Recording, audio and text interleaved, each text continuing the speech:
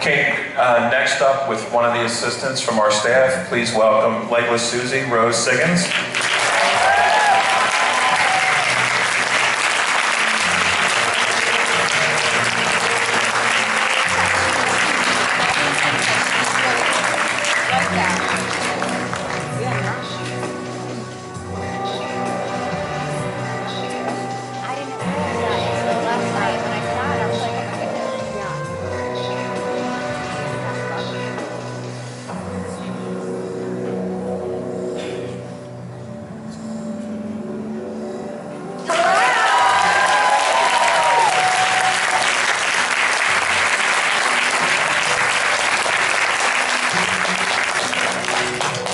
Now, I have seen evil clowns for many, many years, but I'll tell you, this one takes the cake.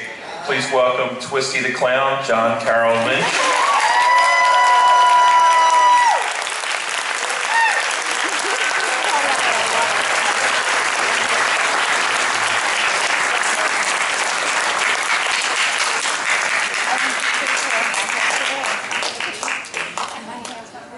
Welcome, John. Thank you. And for fans of the show, what had to be one of the most emotional scenes from the 4 seasons that we had involved this next actress. Please welcome Pepper, who is better known as Naomi Grossman.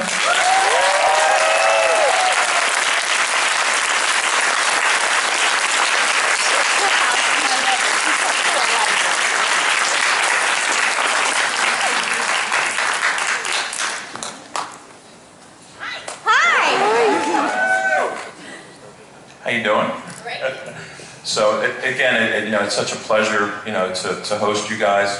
I'd like to start off, if it's okay with you, there's a missing spot on this panel tonight, and like I said in the intro, it was the first time. We've had people that I personally was very close to that were stars, that had passed. That one of the guys, Ben Chapman, helped us put the first show that we had on the map 11 years ago. Became a really close personal friend, but this is the first time we've ever lost somebody, that was scheduled to be here. And it was, really, it was emotional for us, as a family and as a group, So do you guys like to just talk about Ben for a few moments and what it was like to work with him and, pay a little tribute to him? Anybody? You guys start. All right. I fed. Oh, it's not on. Can you guys hear me? Is this working okay? Yeah. All right, good.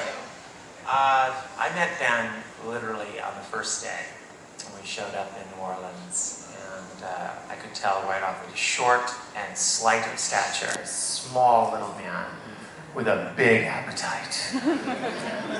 I fed him on a routine basis. He would come down to my room, down to my apartment, to set us up in, and feed him. We'd go out, we'd go see jazz, we'd have a good time, see movies. A couple times, I got to be his kind of like bodyguard. We'd play around Halloween, and that was fun. That was a lot of fun.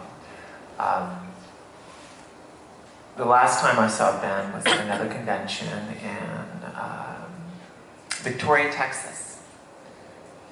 And I've been worried about him because I see how he walks. I see sometimes how he doesn't have all his faculties. I don't know all the details of what happened, but when it did happen, I was scared to death. And when I get that way, I tend to clam up and hide. And when I found out he passed, it was very heartbreaking. And he is missed. He's a very sweet man. He always roamed this world with this very positive alacrity about him. He was always very happy. And he seemed very pleasant. He's also a killer pool player. We walked to this pool hall in New Orleans, and he pretty much cleaned a table up on people. They would always underestimate him. That was fun. A lot of good times, a lot of good memories. And there's a broken heart here, a little space for him, so he is missed.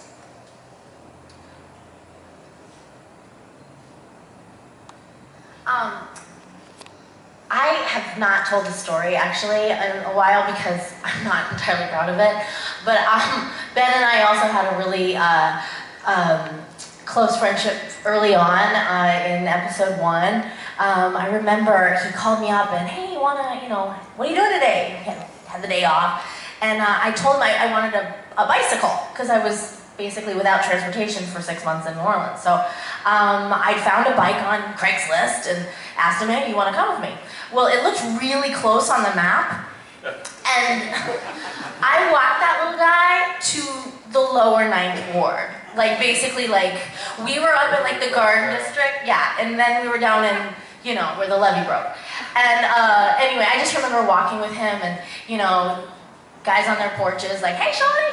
And of course, I'm used to them talking to me like that, but no, they were talking to him. The next day, he had, like, a little stroke or something crazy. And then they gave me his part. And so I was like, oh my God, I'm so Nancy Kerrigan. Like, I just walked this little guy. I mean, when I walked, it was like 10 miles. And for him, it's like 20. Anyway, and then that. But anyway, it was one of those things where I don't even know what to say. We really bonded. I was in Russia with him in January, and then he came to my birthday party in February and made my boyfriend jealous. And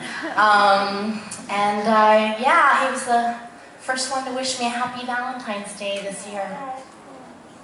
So yeah, it's still not really real, and that's okay. I met Ben in episode 2, and we were out at the compound. And, this little guy, he saved me. Because, he had more acting talent, and had been in more stuff than I had ever been in. Because, remember, American Horror Story is my first job. And, Ryan Murphy was directing the episode. I think it was the episode 1, I'm sorry. And, Ryan said, I want, first team in, and I want second team out. And I thought, okay. I grabbed my skateboard, and I was leaving. And Ben, he catches me before I leave the tent. He's like, well, aren't you first team? And I was like, well, what is first team?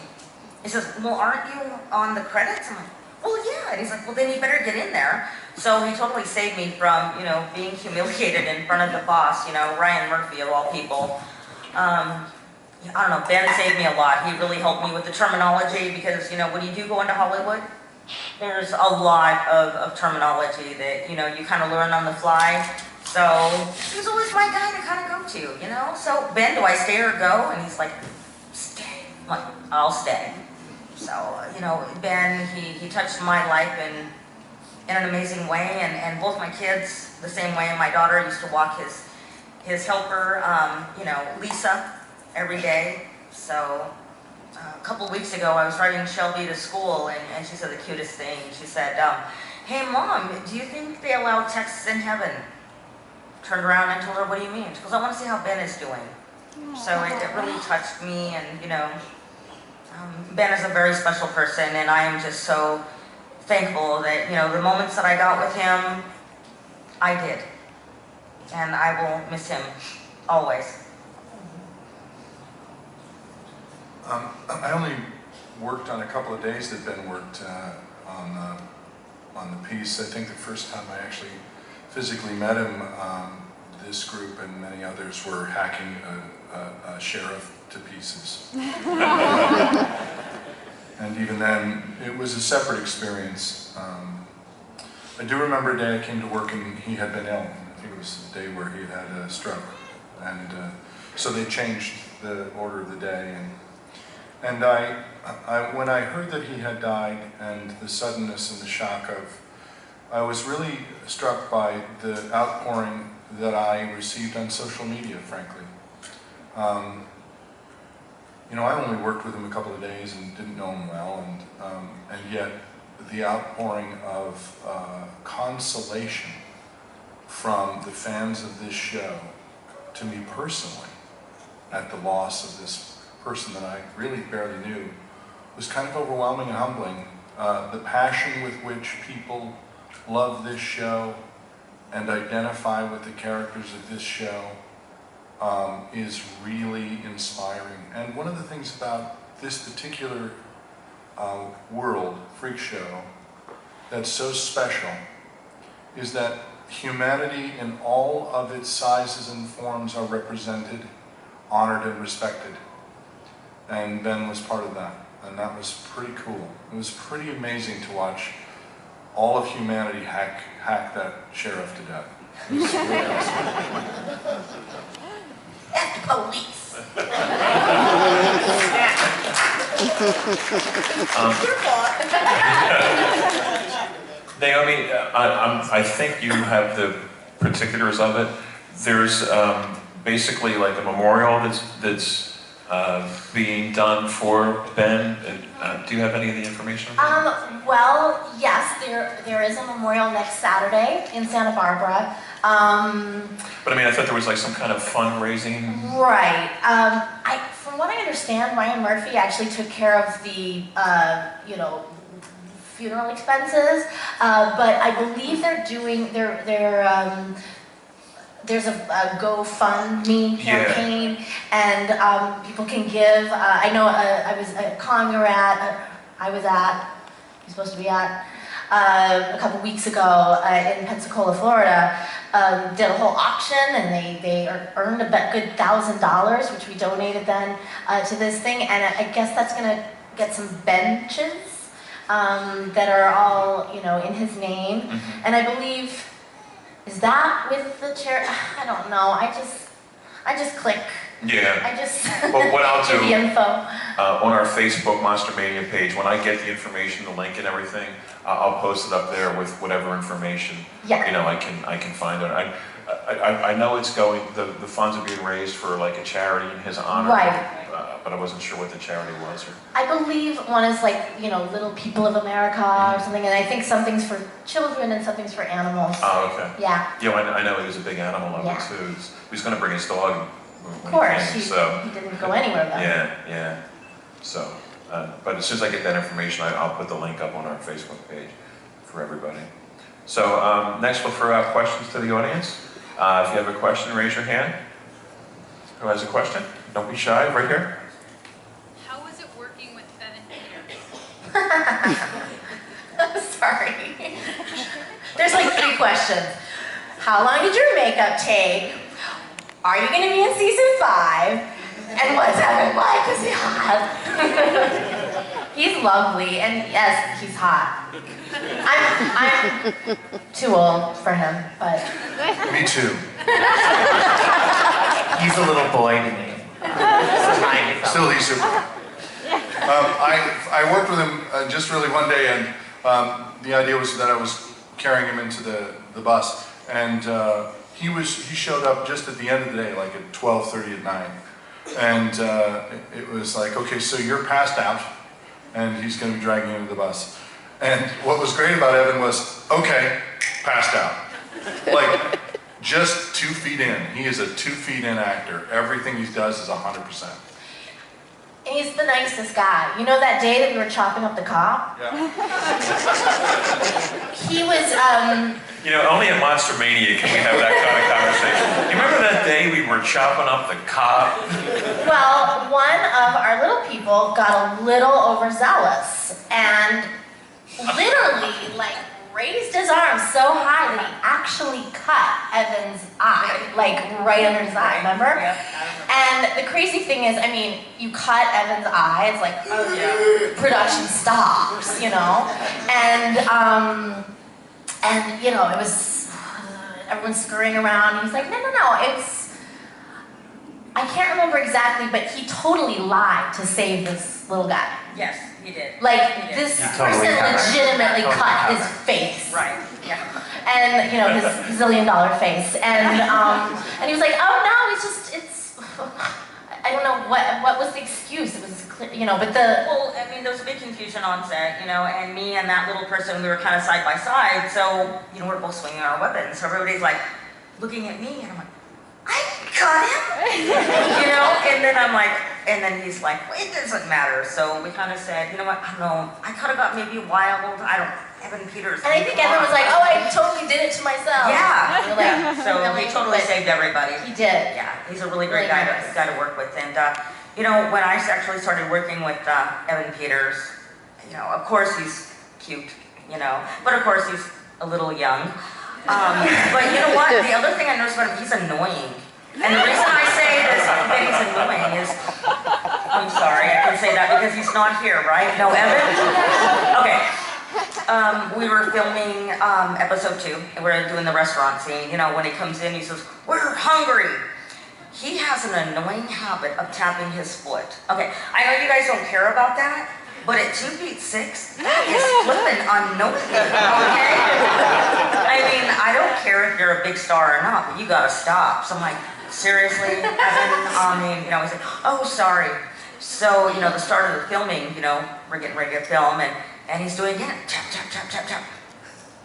Take my fist, you know, and I give him a really good sock right on the toe, and he's like, ow!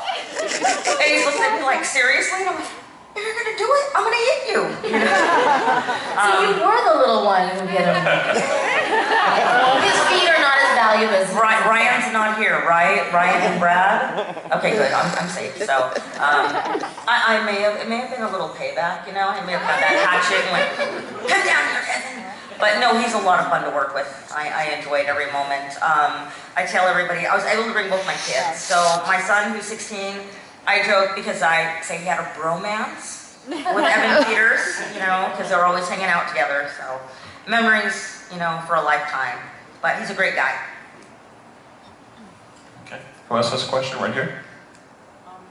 I have to be honest, I didn't get into AHS until this season, and the main thing that initially drew me in was the word freak in the title. Because like so many, you know, maybe you guys, so many of us, I'm sure, have identified and felt like freaks in our lives. So that immediately roped me in. And I was telling Naomi last night that her episode, the salty pepper episode, was what really made me go, oh my god, I need to go back and watch like all the other seasons. I binge watched them in like 3 weeks. But as far as the word freak now, I feel like I can own that with pride, and a lot of it is thanks to you guys. So it's really more comment than a question, but I just want to thank you all for helping me to feel like I'm okay how I am, and you know, it's, One of it's us. Seriously. Thank you. And, you know, just being someone who's, you know, grown up with a disability, I mean, the word freak, we totally kept it out of our vocabulary, you know. And the one thing that really changed me this season was looking at the show, I mean, Freak Show. Freak changed for me.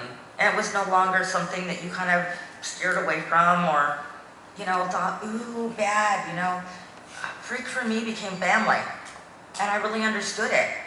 You know, being in the 1950s, I am so thankful that I was not born and raised in that era, because I don't know how I would survive. I mean, today, having Americans with Disabilities Act allows me to go out and compete, you know, for jobs, you know, and to live a life that is very, I would say, as normal as can be. I can't imagine back then, you know. You know, Ryan Murphy really opened up my eyes, you know, with the show, and I mean, Freak was family. I really learned that. So, thank you, Ryan.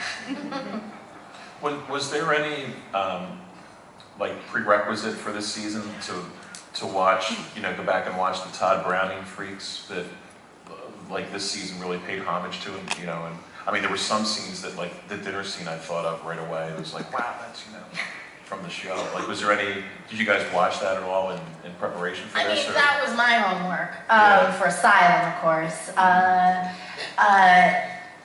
So yeah, I mean, I watched that movie on a loop, you know, in preparation for that. Yeah. And of course, I had to remind myself, come Freak Show, because, you know, 2 years have passed, and yet I got to be the same person I was, you know, then. So that was my challenge, really, to stay consistent with the character, because I had sort of let her go for a while. But yeah, there were, I don't know about the others, but yeah, it was obviously a tribute to that film. Because I mean, that had basically the same theme, because, you know, in that film, you know, the evil people were the you know, the quote normal people, you know, like the woman that married, you know, like she was the evil one, you know, and it was the people that were considered freaks that were the most compassionate. You know, and I thought that carried over to this, you know, season 2. And Stanley, Dennis O'Hare's characters, you know, end, not to spoil anything, but, you know, it's pretty much a rip-off. Yeah, yeah. We've already established Ryan isn't here, yeah, okay. So, okay, I was just wondering. Who else had a question right here? So besides yourself, what is your favorite character in the season? I loved Franny Conroy in the season, partly because she was able to make the word clown into a 5-syllable word. She had this amazing accent that she'd done exhaustive research on, the New York aristocratic accent, and it's so wonderful to work with her because she has a running interior monologue that she shares while she works. So she'll be talking about absolutely everything she's going to do just before she's doing it while you're rehearsing. It's fascinating.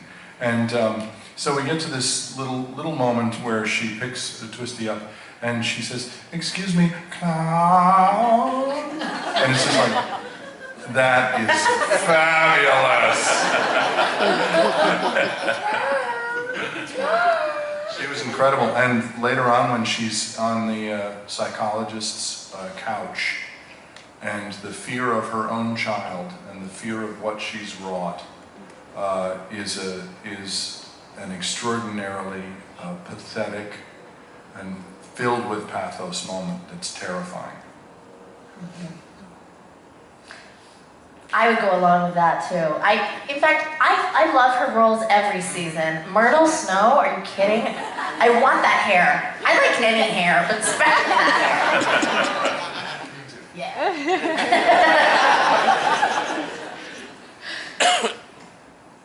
I'm going to say Evan.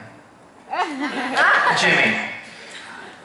His character arc goes from puerile insanity to a man in the show. And he grows up and matures and accepts his own freak right there towards the end. And I think that's a great lesson. It's a great message for everyone out there who has an extraordinary body narrative. And that's my different word than the word freak. I like the word extraordinary body narrative. And a lot of our actors who got to put on the freak role got to experience life